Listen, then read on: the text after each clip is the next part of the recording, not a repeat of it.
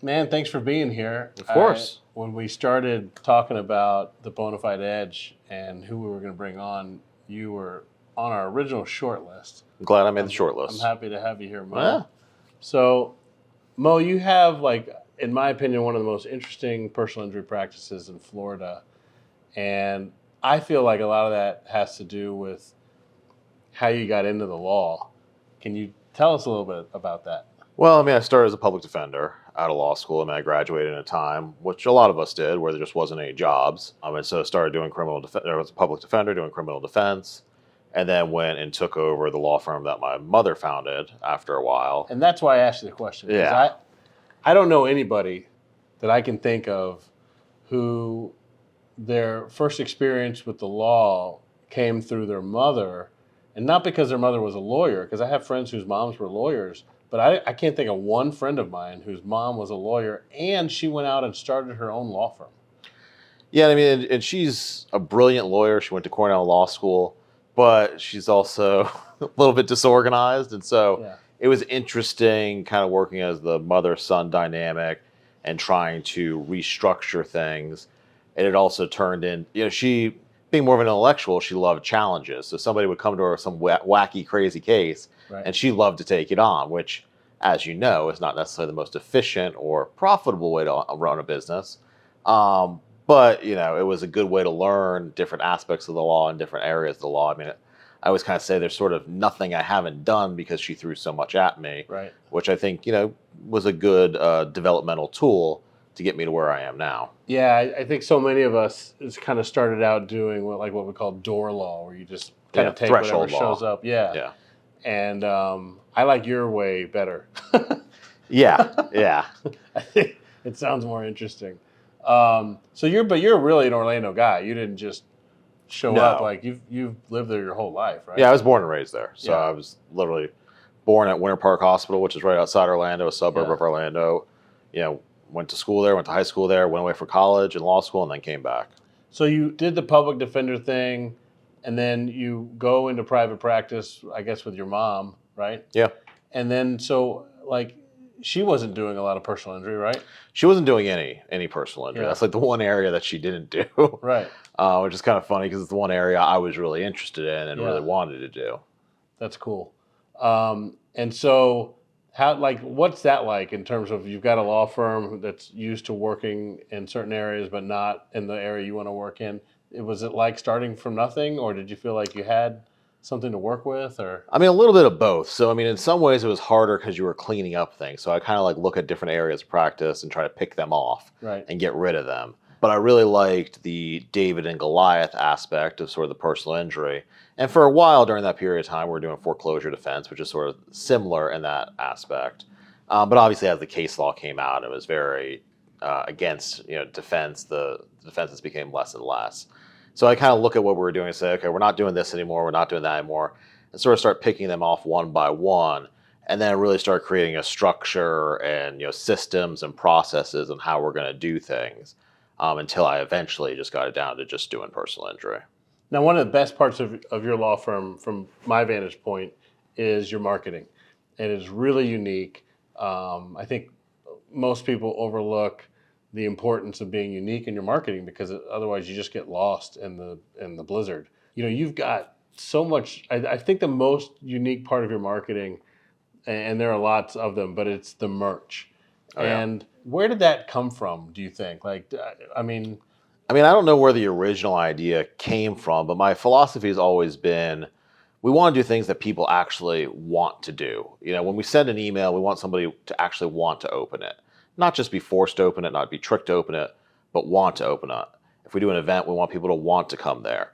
So we really want to put our clients first and build fans out of our clients. So with the merch, I really want stuff that people would think was cool, that they would keep, not just stuff that they're going to take and chuck in the trash. So I wanted it to have an actual benefit to them. And people seem to love it. So, the more they love it, the more we keep doing it. Awesome. Well, we're going to take a quick break. Want to appreciate our sponsors for this podcast, and we will be right back. This podcast has been sponsored by... If you run a professional office, you know how challenging finding and keeping good people is. The talent pool seems to be shrinking, turnover is high, and the workload keeps getting heavier. That's where Regions Remote Services comes in. We help businesses build nearshore teams that feel in-house with bilingual professionals who work your hours, understand your systems, and grow with your culture. Our proven model creates long-term partnerships built on trust, communication, and care. This gives you back your time, focus, and peace of mind. Learn more at regentsrs.com. And we are back. Okay, so at this point in the show, I always like to do a this or that with the guest. There were so many ideas I had for you based on where you grew up, things you like, things I know about you. I think what I find would be helpful for people is there this or that as it relates to Italian food. Okay. You know, I love Italian food. I do. So here we go. Spaghetti and meatballs or fettuccine Alfredo? I would go spaghetti and meatballs. I love a good meatball. Okay. Spaghetti and meatballs or baked ziti? Ooh, baked ziti. It's cheesy, delicious. All right. Get that cheese pull in there. Now you throw some meatballs in there too. Now we're talking. But we're baked ziti. Okay, baked ziti. Yes, that's the answer. All right. Sorry, I get a little excited. I understand. All right. Baked ziti or New York style pizza? I mean, there's such a variation on New York style pizza. A good one. We're talking a good Let's New York assume style. it's a good one, yeah. I'll go with good pizza. All right. New York style pizza or veal parm? I'm not a huge veal guy, which surprises a lot of people. So I think I'll stick with the pizza. All right. New York style pizza or lasagna? Ooh. I do like a good lasagna. I'm going to stick with the pizza, though. Stick with pizza. Okay. New York style pizza or cannolis? Still pizza. I'm not a huge sweet guy. I like the pizza. Okay. New York style pizza or an Italian sub? Ooh. Like with cold cuts we're talking? Mm-hmm. Yeah. Yeah. I'm going to go pizza. All right. New York style pizza or chicken parm? Chicken parm all day long. That's where I thought you would end up. Yes. And that's a good run through. And so, the chicken parm is obviously a nice segue to one of the coolest things you do, and that is reviewing chicken parms around. Well, I guess what it started was the Orlando area. Yeah. And really now it's like international, right? Have you reviewed a chicken parm outside the country? I did one on a cruise in Iceland, so I guess technically I've done it outside right. the U.S. Well, the next time you go to Europe, I'm sure you could find a chicken parm. Right? It's not as popular there as you would think. It's really more of an American dish. It is more of an American dish, yeah. So tell me about your recent chicken parms that you found interesting or that you liked, or Yeah, if you don't know, we do a chicken parm review video. We do one a week, and it kind of started as a way to promote local businesses, and it is my favorite food. And also again, back to kind of giving people something they find interesting. We hope people find it interesting, and certainly more interesting than us just giving legal advice. Once a week we go to different ones, and I think my recent most favorite one was a place that opened 6 months ago, and actually the chef there worked at another place that I had reviewed. I didn't realize this. I walked in and just started eating it. It was really good, and he's really excited that we're there. And then we ended up doing my birthday party for clients there. So we just set up a table and said, hey, anybody who wants to come on my birthday from 12 to 2, we'll buy you lunch. And so it was just a fun time. It was nice to support that local business, and they were really appreciative. That's Amore in Orlando. All right. Is it that's Amore, or are you saying No, that is called Amore? That is called Amore. That's Amore. All right. So you guys do so much work. We could probably talk about marketing for an hour. But one of the ways I became introduced to your marketing was through your charity events, in particular your comedy show. Yeah. And it's my understanding that one of the people on that show has actually gotten a little famous. A little bit. And now you have a golf tournament coming up, and all these events go to charity. And tell me about those charities. Like what? So we try to pick really local charities that are really in our community, sort of grassroots charities. Some of them are people I know, the one for our bowling tournament. We do a local celebrity bowling tournament, and every dollar we raise goes directly to the charity. And that charity in particular, the person who runs that charity was my prosecutor when I was a public defender.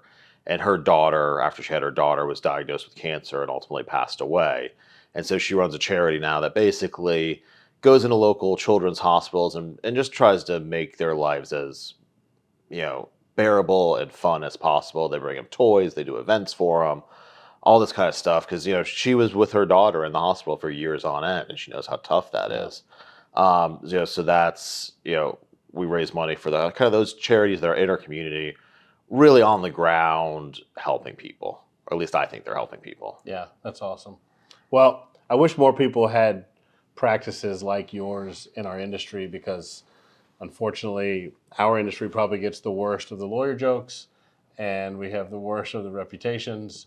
And I think if we all sort of handled our business, like you, I think we'd probably be a little bit better off. I don't know if it get rid of You the never jokes, know. but, Yeah, everybody always has jokes. Yeah. Some people are going to be jerks, but Yeah. we do try to give back to the community. We are a part of that community, and ultimately, we can only do what we can do, and so that community supported us so much. Like, it's the least I can do to give back. Awesome.